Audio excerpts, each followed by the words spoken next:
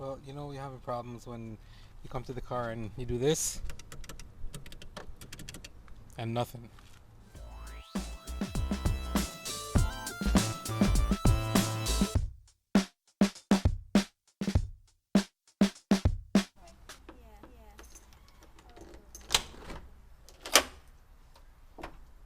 What's happened is I burned out a couple motors and I burned a couple solenoids.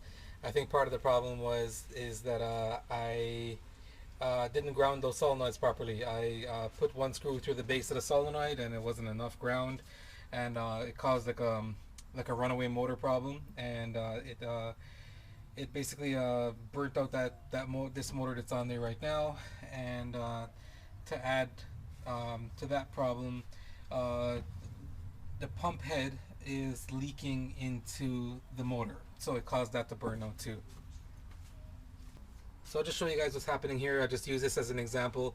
Imagine this is the part of a pump head that's bolted to this part of the block here. What's happened is oil is leaking through this seal. So I'll just show you. This is the shaft here that is actually part of the pump head. The motor bolts onto here with a with a 9/16 coupling. And before that, there's actually this shaft seal that goes on here, right, like this right here. And what's happened is there's a little rubber seal right here in the middle, right here, and it actually has a spring on the back here that holds tension onto the shaft here. What happens is after time, that spring wears out, it gets loose, and it no longer holds tension onto the shaft, and oil can actually leak through here and into the motor. And you know, electricity and oil don't mix, and they're supposed to be kept apart, and it just shortens the life of the motor. And this one wore out real quick, and yeah, so that front pump was getting 48 volts, plus the oil, plus it being a used motor, um, bad ground. It just leads to problems. So plan is now to take out this pump, change. Actually, I got a new pump head. I'm going to be changing the pump head and putting a new motor on this pump, and hopefully everything goes back together properly and everything works. I won't be having any more problems with the setup. So here we go. Gonna take the pump out now. Just seems like yesterday I was putting this line onto this pump.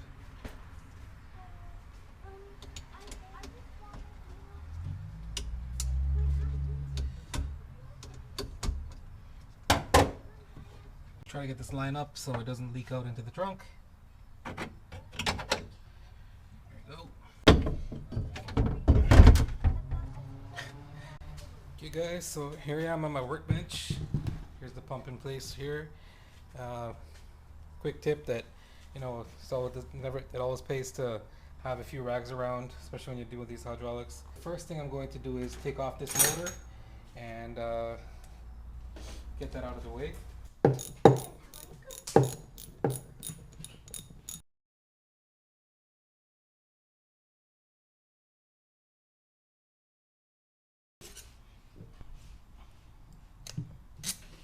They're long bolts, like I mentioned before.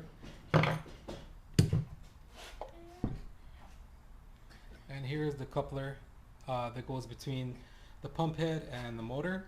And you can already see that there's quite a bit of oil under here.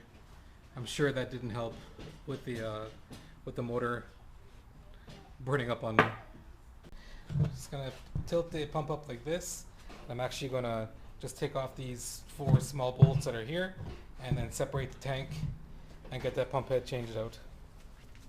I'm sure a lot of you are aware, but you know, just to remind you that it's always good to have a magnetic bowl. It really comes in handy from stuff dropping all over the garage floor, kicking it around.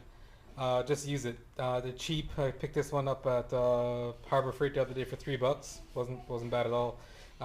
It's a good investment.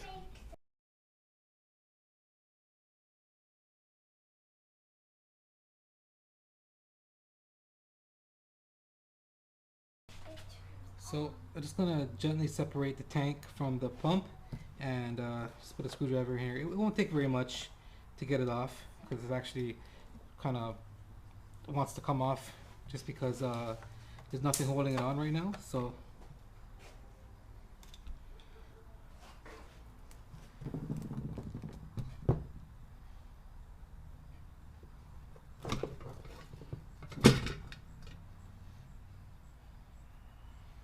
there it is with the old pump head. This is I believe this is a Rockford pump head. Yeah, it's a Rockford pump head. Not sure the number, but I'm actually replacing it with a Rockford as well. And just gonna get that off now. Of course, the tank is full of oil, so you gotta be really careful with this. You don't want to spill. Okay, so there's 4 13mm bolts that are holding on this pump head onto the pump. Just gonna take those off now. So there's the last one out there. Sometimes it needs some prying, sometimes it doesn't. This time I think probably will be a bit of prying.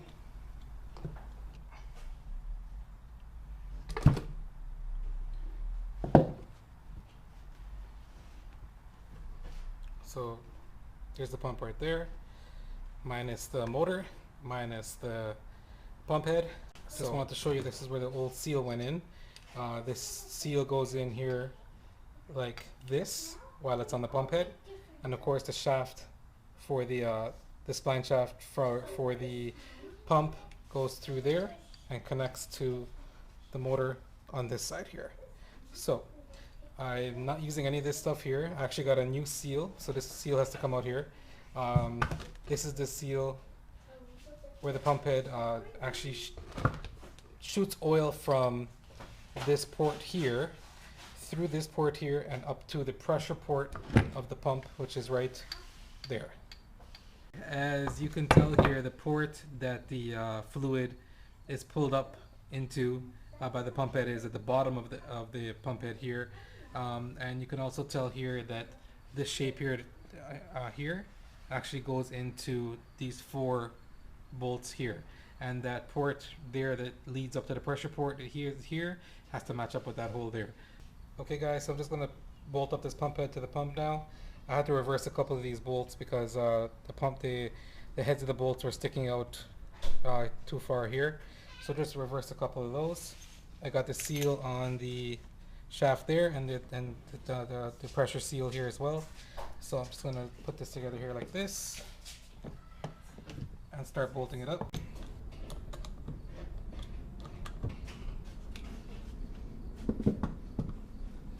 So there it is, bolted back up. It's tight to the block.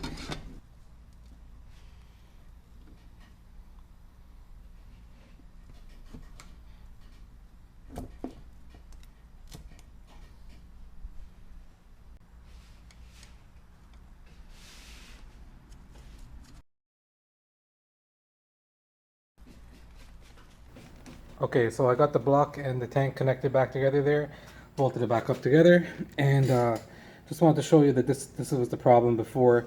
Sorry about the lighting, guys. I'm kind of working here at nighttime, trying to get things done when I have the time.